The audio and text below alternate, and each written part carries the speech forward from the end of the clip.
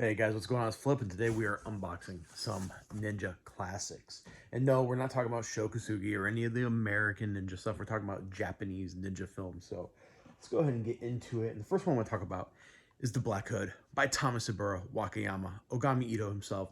This movie is really unique because Tomisaburo Wakayama plays three separate roles to try to keep his identity hidden, and it actually works really well. I think he's a great actor, and I think his roles get kind of tropey. He like falls into a certain role and he does it really well, like stoic badass. But he is a very gifted actor, and if you've seen Ridley Scott's Black Rain, he gives the like best monologue in that movie. But it's really nice to see him in something a little bit more varied, and that's an underrated film in my opinion. Nobody has logged it in Letterboxd, so I'm gonna give it I'm gonna give it a rewatch here soon, and I'll probably be the first person to log it. I really enjoy that film.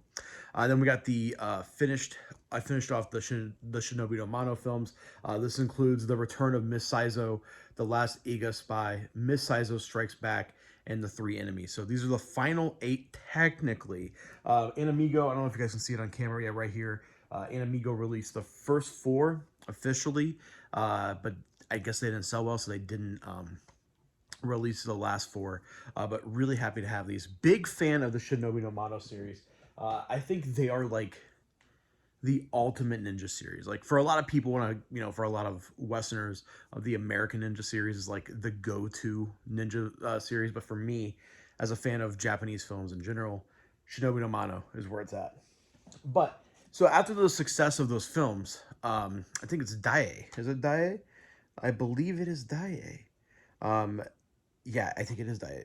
They actually made a ninth Shinobi no Mano film.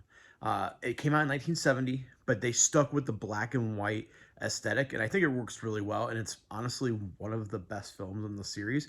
But now it's kind of labeled not as Shinobi no Mano #9. It's just called Tales of the Ninja Mission Iron Castle. Really happy to have this. This is a phenomenal film.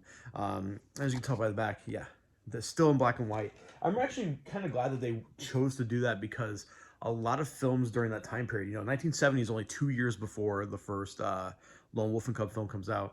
That's the transition when Zatoichi goes from black and white to color. A lot of films were in color, but I think they kept the aesthetic to have like a unified experience. And it really works well. I think all 9 films total, if you want to include Mission Iron Castle as an official Shinobi no Mano film, there's not a bad film in the 9, which is fairly impressive. And then we got a short-lived series that is 17 Ninja and 17 Ninja The Great Battle. You could tell they wanted, again, Japan, especially with Japanese cinema, very similar to how like Hong Kong cinema at the time, like especially Shaw, they turned out movies. It's like a movie factory. Japan was kind of like that. I mean, you look at like Zatoichi, especially Zatoichi. I mean, they had what 25 films plus 100 episodes of television, all within a relatively short time frame. But they were kind of just like throwing things out and then immediately following up the film with a sequel before even seeing how the first one did. But so yeah, so there's a couple of these like Cold Wind Manjiro was very similar to this. The final 2 Sleepy Eyes of Death films, I don't count those as official Sleepy Eyes of Death because Rizzo sadly passed away, but they gave it to a new actor, and he does a pretty good job. But you can tell that the audience wasn't feeling these last 2, so they moved away. Audiences must have not been feeling these. They are solid films. They are very solid films. Wish we would have got more because it definitely has a really cool aesthetic. Similar enough to Shinobi no Mano, but it stands standalone enough to where it feels unique in its own way. And then we got probably the most highbrow film of the bunch. We got Ichikudo's Castle of Owls. Now, I've seen and I've heard people say this is like the Citizen Kane of ninja films, and that's true. I really enjoy Ichikudo. He did the Samurai Rebellion trilogy, which was 11 Samurai, The Great Killing, and 13 Assassins, the original 13 Assassins. He has a fairly big filmography, and we didn't get that many here in the States, but Castle of Owls is 100% a must-see classic film. And then we got Kozawara Okami, which was just archival interviews and behind the scenes footage and making of the Lone Wolf and Cub films. Happy to have that.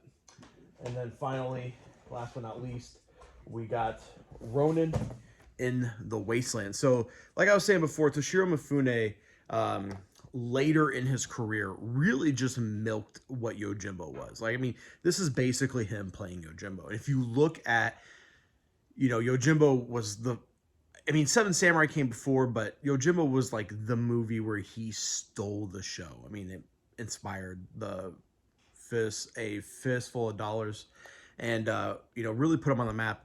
And later in his career, he kind of just was doing made for TV movies and television shows where he essentially played Yojimbo, and this is basically what this is. In the show, he does actually have a name, Kudro Toge, but it's essentially Yojimbo, like I said. There are 9 made-for-TV movies of this and a 2-season TV show, so happy to pick that up. But anyways, guys, if you guys have heard of any of these, and if you have seen any of them, let me know in the comments down below, and I'll see you guys next time.